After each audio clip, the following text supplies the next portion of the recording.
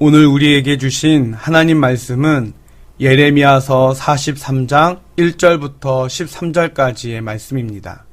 예레미야서 43장 1절부터 13절까지의 말씀입니다. 말씀을 함께 보도록 하겠습니다.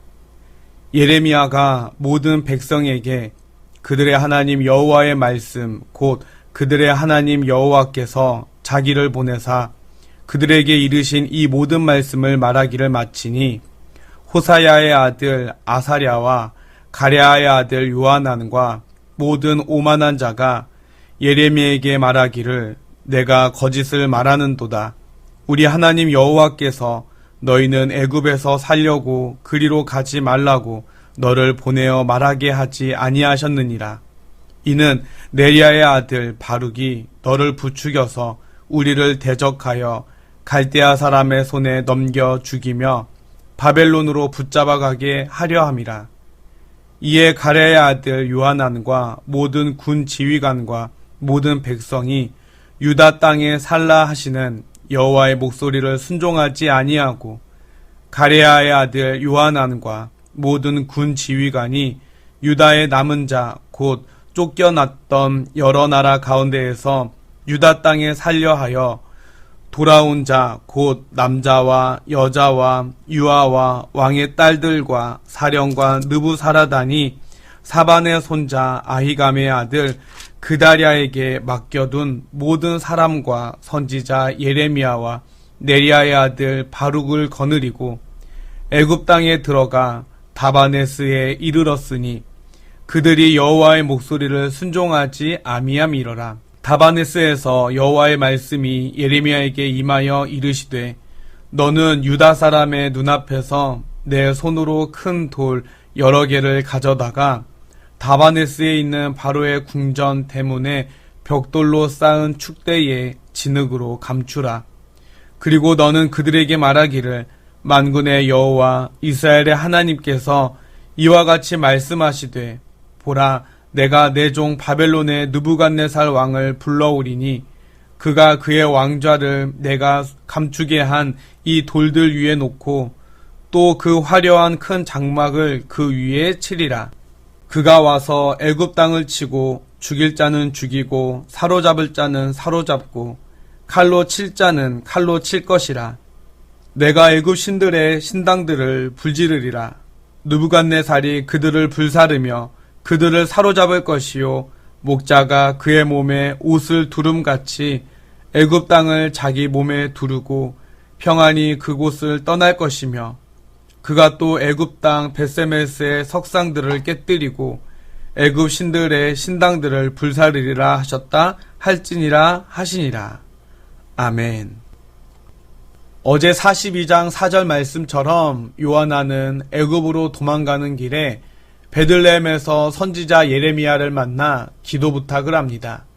그러면서 스스로 먼저 이렇게 맹세합니다. 하나님이 어떤 말씀을 하시든 그 말씀에 온전히 순종하겠다고 맹세합니다.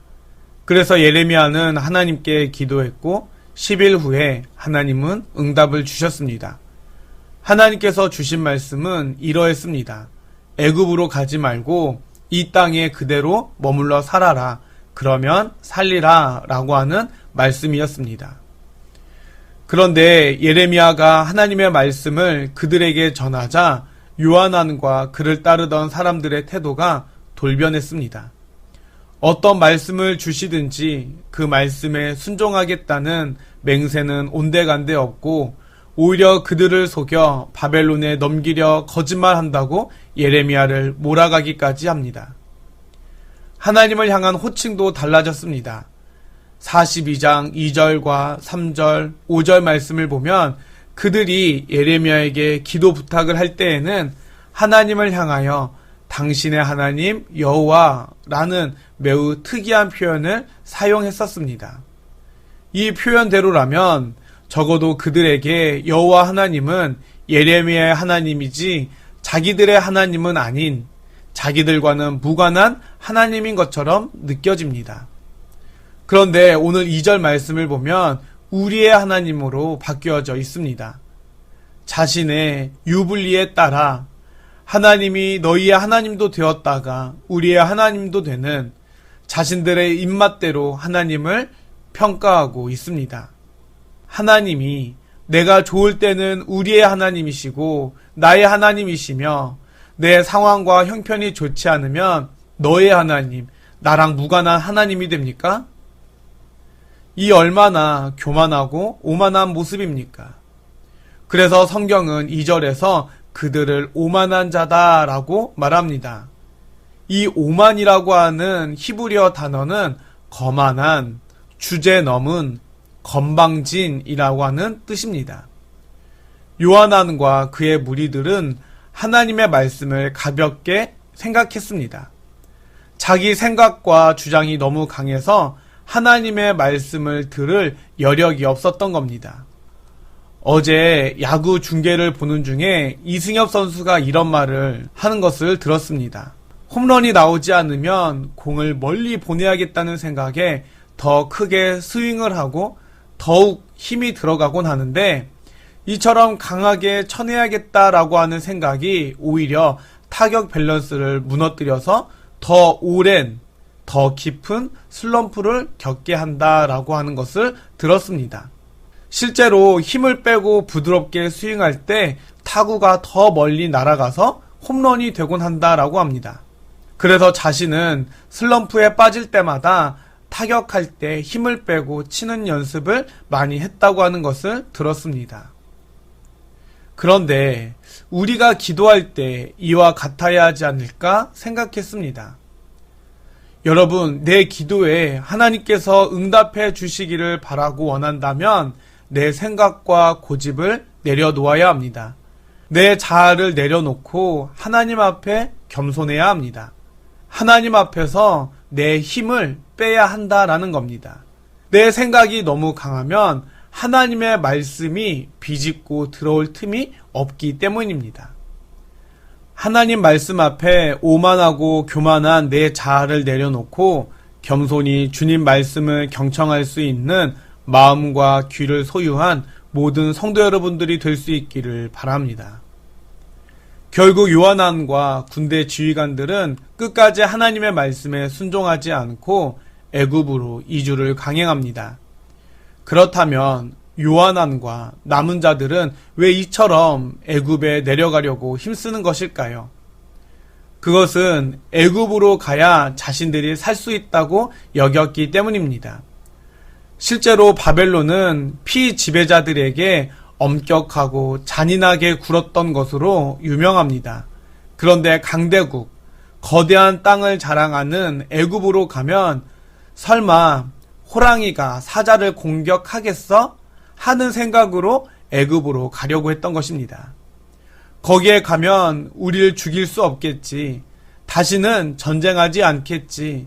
먹을 것이 풍부한 나라니까 굶어 죽을 일은 없겠지 하는 생각으로 굳이 하나님의 말씀을 거역하면서까지 애굽으로 가려 했던 것입니다. 그래서 애굽의 교통의 요충지인 다바네스까지 내려갑니다. 이스라엘 백성들을 보면 진짜 하나님 말씀 앞에서 참으로 청개구리 같은 그런 모습입니다. 어떻게 이렇게도 하나님께서 말씀하시는 그 반대로만 행동하는지 이젠 놀랍지도 않을 정도입니다. 결국 하나님은 예레미야에게 행동으로 예언을 하도록 명령하십니다. 큰 돌 여러 개를 가져다가 애굽 바로의 궁전 대문 앞 광장에 땅을 파고 사람들이 보는 앞에서 그것을 묻으라고 말씀합니다. 그리고 그들에게 바벨론 느부갓네살이 와서 애굽을 멸망시키고 이 감춘 돌 위에 느부갓네살의 장막을 세우게 되리라 라고 하는 하나님의 말씀을 전합니다. 너희들이 안전하다고 생각해서 하나님의 말씀도 무시하고 이곳까지 왔지만 결국 이곳도 바벨론의 느부갓네살 왕에게 점령당하게 될 것이라 말씀하시는 것입니다.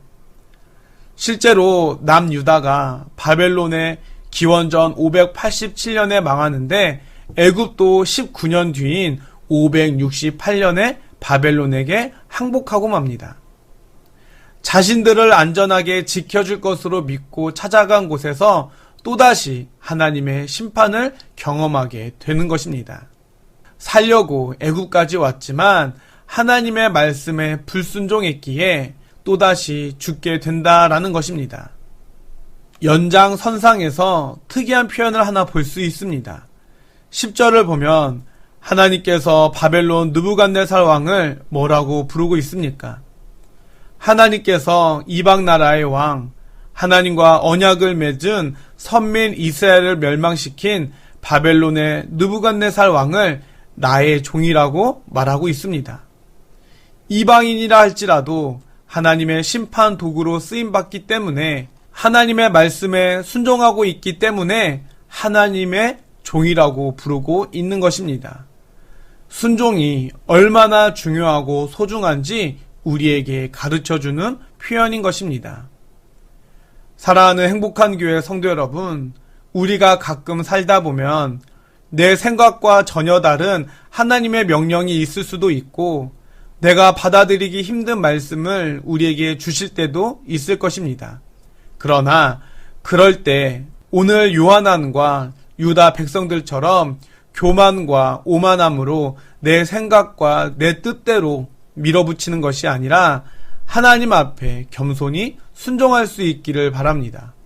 하나님은 이스라엘에서만 말씀하시는 하나님이 아니라 바벨론 포로들에게도 말씀하시듯 애굽에서도 말씀하시고 오늘날 괴롭고 힘든 일로 골방에 홀로 있는 어느 누군가에게도 친히 찾아가 말씀하시는 세상을 통치하시고 다스리시는 하나님이시기 때문입니다. 그러므로 하나님의 말씀에 경청하고 하나님 뜻대로 순종하는 저희들이 되어야만 하겠습니다.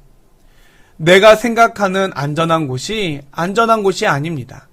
내가 생각하는 형통한 길이 형통한 길이 아닙니다. 하나님의 뜻이 머물러 있는 곳이 내게 안전한 길이요, 형통한 길이요, 내가 사는 길입니다.